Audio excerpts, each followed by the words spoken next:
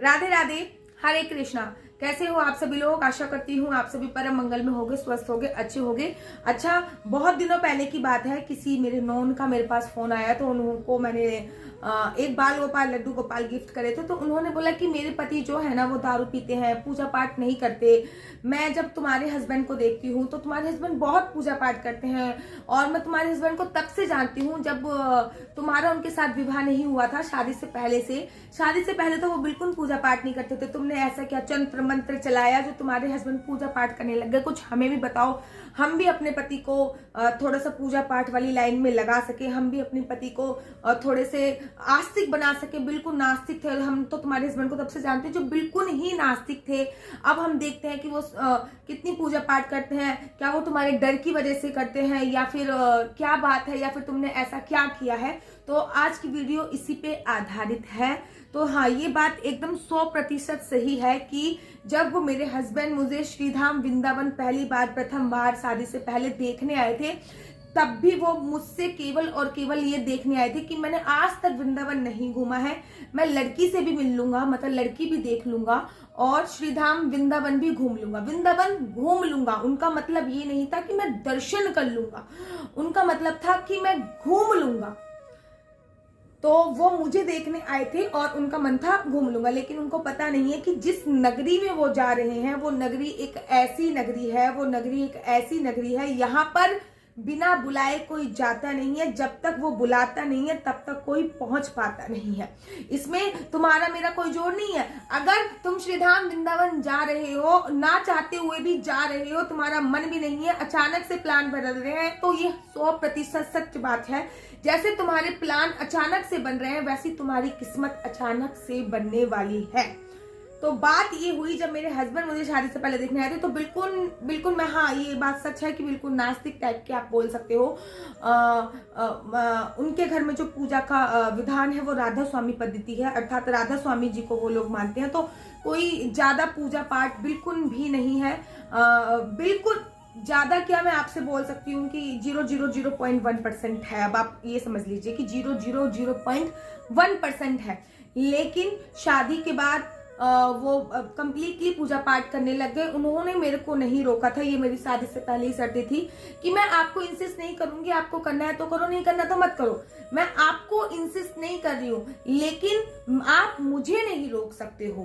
तो अब लोग जब मुझसे ये बोलते हैं कि तुमने अपने पति पे क्या जंत्र मंत्र किया है कि तुम्हारे पति इतनी पूजा पाठ करने लग गए हैं, तो एक बात आप लोगों को क्लियर कर दूं, किसी के डर से किसी को भक्ति में नहीं डाल सकते, ठीक है? जब तक ऊपर वाले का डर नहीं होगा। मेरा डर तो क्या है यार, कोई भी पत्नी के डर से अगर पूजा पाठ कर रहा है तो उससे बड़ा पागल कोई भी नहीं है। और कोई भी पत्नी के डर से इनफैक्ट पूजा पाठ तो नहीं करेगा कि हाँ मुझे इसका डर है तो मैं पूजा पाठ करूंगा। और किसी के भी डर से इनफैक्ट बस ऊपर वाले का डर होना चाहिए, क्योंकि जब उसकी लाठी बजती है तो सारी दुनिया की लाठी अधूरी रह जाती है। किसी के डर से कोई पूजा पाठ नहीं कर सकता, किसी के डर से कोई दारू पीना नहीं छोड़ सकता, किसी के डर से कोई स्मोकिंग करना नहीं छोड़ सकता, जब तक उसके अंदर से अंदरूनी आवाज नहीं आएगी।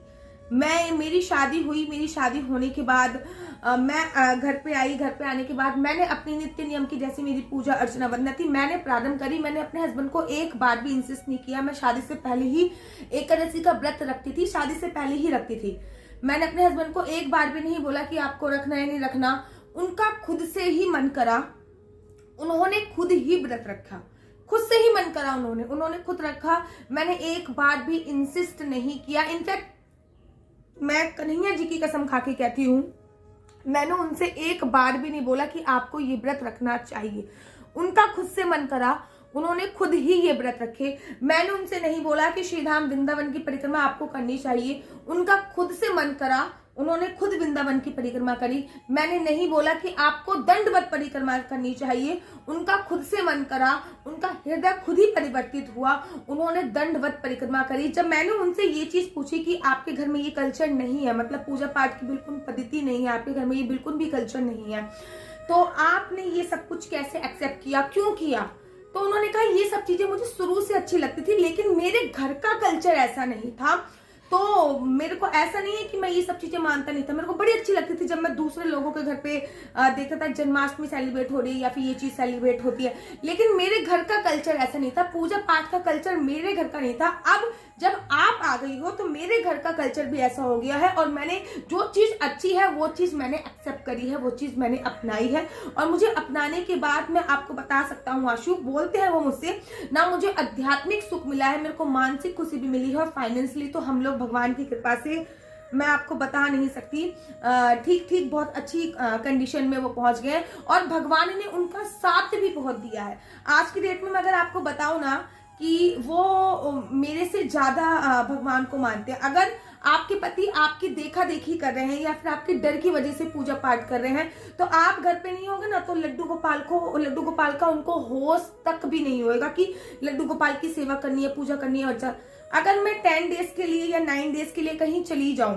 किसी प्रोग्राम में चली जाऊं या फिर मम्मा के घर पे चली जाऊं, कहीं भी चली जाऊं, तो लड्डू गोपाल को भोग लगाने से लेके, सुबह उठाने से लेके, उनको सुलाने से लेके सेम वो करते हैं, और बहुत अच्छी तरीके से करते हैं। और आज की डेट में भी सुबह वो करते हैं, सुबह उनको उठाते हैं, नहलाते हैं, उनसे बातें करते हैं, और सुबह उनको भोग लगाते हैं, पूजा करते हैं। शाम की रिस्पॉन्सिबिलिटी मेरी है, ये हम दोनों का कार्य बटा हुआ है, क्योंकि वो सुबह ऑफिस जाते हैं तो सुबह वो करते हैं और शाम को मैं करती हूँ। किस डंडे की जोर से आप किसी को भक्ति की लाइन में नहीं लगा सकते हैं। ये श्रद्धा जो होती है वो अंदर से निकल के आती है, ये श्रद्धा जो है वो एकदम अंदर से निकल के आती है। इनके अंदर से निकल के आई थी। इन्होंने दंडवत परिक्रमा मेरे साथ करी है श्रीधाम वृंदावन की, इन्होंने हजारों परिक्रमा वृंदावन की कर डाली है। हर महीने ये श्रीधाम वृंदावन मेरे साथ जाते हैं। इनफैक्ट बिहारी जी से अटैचमेंट इनकी कम है, मैं आपको एक बार ट्रू बता दूं, इनकी बाके बिहारी जी से नहीं है, इनकी राधा रानी से अटैचमेंट ज्यादा। और आज तक की मैं आपको बताती हूँ, मैंने कभी निर्जला एकादशी का व्रत नहीं रखा। निर्जला इन द सेंस कि बिना पानी पिए मेरे से व्रत नहीं रह जाता, मेरे को टॉयलेट में इन्फेक्शन हो जाता है तो मैं पानी पी के ही रहती हूँ। लेकिन मेरे हस्बैंड एकादशी का व्रत, निर्जला एकादशी का व्रत भी 3 साल से रह रहे हैं, और जन्माष्टमी का व्रत भी निर्जला ही रहते हैं। टचवुड नजर ना लग जाए, मेरी ही नजर ना लग जाए उनको। तो ये परिवर्तन एकदम से नहीं आया, ये परिवर्तन धीरे धीरे स्वतः करके आया। आप किसी को इंसिस्ट करके कि आज एकादशी है, व्रत आपको करना है, वो नहीं करेगा। किसी को जिद करके आप भक्ति नहीं करवा सकते हो। हाँ, बेसिकली किसी से जिद करके आप कुछ भी करवा लो, और किसी के डर से कोई भक्ति नहीं कर सकता है। जो भक्ति होती है वह स्वतः ही मन से निकलती है, अंदर से निकलती है। भगवान से प्रेम दिखावा नहीं है, भगवान से प्रेम एक आस्था होती है जो स्वतः ही मन से निकलती है। मैंने खुद देखा है, जैसे मैं बाकी बिहारी जी के मंदिर में जाके रोती हूँ नॉन स्टॉप, कभी कभी मेरे इतनी इमोशनल हो जाती हूँ, बिना किसी दुख के बाकी बिहारी जी के मंदिर में मेरे आंख से आंसू निकल रहे होते हैं, जबकि भगवान की कृपा से मेरे को कोई दुख नहीं है। ठीक ऐसे ही राधा रानी के मंदिर में जब मेरे हस्बैंड जाते हैं तो उनको भी कोई दुख नहीं है, जॉब भी बहुत अच्छी है भगवान की कृपा से, और उनकी आंखों से नॉन स्टॉप आंसू निकल रहे होते हैं राधा रानी के मंदिर में। मतलब अगर मैं कुछ चीज भूल जाऊं तो वो बिल्कुल भी कुछ चीज नहीं भूलते। हमने कुछ नई प्रॉपर्टी परचेस करी थी और उसके बाद हम श्रीधाम वृंदावन गए थे, तो इनफैक्ट मैं भूल गई थी कि रजिस्ट्री के कागज हम लोगों को परचेस रखने हैं। उनको याद था कि रजिस्ट्री के कागज रख लीजिए, राधा रानी के चरणों में मैं समर्पित करके आऊंगा, उसके बाद मैं उनको लेके आऊंगा, उसके बाद मैं कागज को वापस लेकर आऊंगा। मतलब इतनी बात तक वो याद रखते हैं। तो कुछ भी खरीदने से पहले अगर मैं उनसे कभी भी बोल दूं ना कि लड्डू गोपाल के लिए ये खरीदना है या ये खरीदना है, कभी भी मना नहीं करते हैं इस चीज के लिए। भक्ति भाव के लिए कभी मना नहीं करते, कभी भी मना नहीं करते। इनफैक्ट अपनी तरफ से बढ़कर और करते हैं, अपनी तरफ से बढ़कर और करते हैं। और इस चीज के लिए ना मैंने कभी उनको इंसिस्ट किया है, ना मैंने कभी एक बार भी नहीं बोला कि जन्माष्टमी आ रही है आपको व्रत रखना नहीं रखना, एक बार भी नहीं पूछती मैं। अपने आप ही मन से बोलते हैं कि मेरा व्रत है। और कुछ मैं कभी उनको कोई जिद नहीं करती हूँ। सेम पूजा हाथ देख के वो सब कुछ सीख गए, क्योंकि उनके घर के कल्चर ऐसा नहीं था, तब वो नहीं करते थे। लेकिन अब जब मैं करती हूँ तो A to Z वैसा करते हैं। वो सुबह घंटी बजाएंगे, लड्डू को उठाएंगे, लड्डू को जगाएंगे, लड्डू से बातें करेंगे, लड्डू को भोग लगाएंगे, गर्म पानी से स्नान कराएंगे टेम्परेचर देख के कि मौसम का टेम्परेचर कैसा है। उसके बाद अगर मैं घर पे ना हूँ तो लड्डू को भोग लगाने के बाद शाम को भोग लगाएंगे, दोपहर को उसको आराम करा देंगे। अगर मैं घर पे ना हूँ तो शाम को आने के बाद फिर वो पूजा करेंगे, घर के बाहर 2 दिए अवश्य जलाएंगे, तुलसी जरूर लाएंगे। मतलब अभी जब हम पूना में आए तो गाजियाबाद से जो तुलसी लेके आ रहे थे वो सूख गई, तो अब वो मतलब मेरे को याद नहीं है, लेकिन वो गए, यहाँ पे तुलसी मिलती है, वहां से बात करके आ गए, लेकिन संडे था उस दिन तो वो तुलसी नहीं लेके आए। तो वो कहे थे जन्माष्टमी से पहले तुलसी मैं घर पे लेके आऊंगा। तो मतलब ये बातें मैंने तो उनको नहीं बताई ना, ये बातें खुद ब खुद उनको लगी। और मैं आपसे कहती हूँ ना कि आप भगवान को उंगली पकड़ाओ, केवल अपनी उंगली पकड़ाओ, भगवान आपका हाथ खुद ब खुद पकड़ लेता है। जब वो श्रीधाम वृंदावन फर्स्ट टाइम मुझसे मिलने के लिए आए थे तो वो ये कह के आए थे कि मैंने आज तक वृंदावन घूमा नहीं है, वृंदावन का नाम बहुत सुना है, चलो मैं लड़की भी देख के आ जाऊंगा और वृंदावन भी घूम के आ जाऊंगा। दर्शन करने नहीं आए थे वो, वृंदावन घूमने आए थे।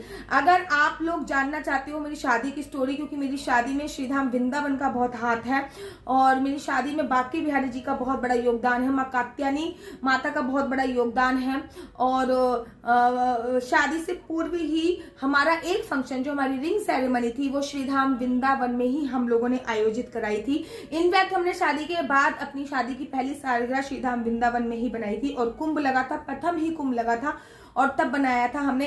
तो ये हमारा परम सौभाग्य था कि हमने 1000 साधु संतों को भोजन कराया था वहां पे। तो ये चीजें हमारे साथ, अगर आप जानना चाहते हो मेरी मैरिज की पूरी स्टोरी की, कैसे उन्होंने कात्यायनी मंदिर में मुझे प्रपोज किया था, तो वो मैं आपको बता सकती हूँ। अगर आप लोग कहोगे कि दीदी आपकी लव मैरिज है, तो नो, हमारी प्रॉपर अरेंज मैरिज है, कहीं भी दूर से दूर तक का कोई भी लव नहीं है, अरेंज मैरिज है। शादी के बाद लव हुआ तो शादी से पहले लव नहीं था। और फिर उसके बाद शादी के बाद क्या क्या हुआ, क्या क्या नहीं हुआ, अगर ये स्टोरी जानना चाहते तो मुझे कमेंट्स कीजिए। और अगर जो लोग ये पूछते हैं कि हम अपने हस्बैंड को कैसे वो कुछ करें, तो भक्ति उनके अंदर से आती है। जब तक उनके अंदर तक आत्मा नहीं जागृत होगी, ऐसे लोग कहते हैं ना, मैं कल दारू पीना छोड़ दूंगा, कल तो मैं पक्का दारू पीना छोड़ दूंगा, लेकिन वो छोड़ नहीं पाता जब तक उसके अंदर से एक आवाज नहीं आती। लोग कहते हैं मैं कल स्मोकिंग करना छोड़ दूंगा, लेकिन वो छोड़ नहीं पाता जब तक उनके अंदर से एक आवाज नहीं आती है। तो जब तक आपके अंदर से एक आवाज नहीं आएगी तब तक आप ये सारी चीजें नहीं छोड़ पाओगे और ना ही आप भक्ति की लाइन में लग पाओगे। आप किसी को उंगली पकड़कर भगवान के दरवाजे पे तो लेके जा सकते हैं, लेकिन उनके दर्शन नहीं करा सकते हैं। तो जो भी लोग ये बोलते हैं कि मैंने अपने हस्बैंड को कैसे नास्तिक से आस्तिक बनाया, तो मैंने नहीं बनाया, वो स्वतः बने हैं। मेरा इसमें कुछ भी 1% योगदान नहीं है। और बांके बिहारी चाहते थे कि वो उनके भक्त बने राधा रानी के, और मैं बांके बिहारी जी की भक्त बनूं, इसलिए बांके बिहारी जी ने बनाया है। तो आशा करती हूँ कि आप लोगों को मेरी वीडियो अच्छी लगती होगी। अगर आप लोगों को मेरी वीडियो अच्छी लगती है तो आप अपना यूट्यूब चैनल हरि बोल को लाइक शेयर सब्सक्राइब करना बिल्कुल भी मत भूलिए। तब तक के लिए मुझे दीजिए इजाजत। राधे राधे, हरे कृष्णा, हरि बोल।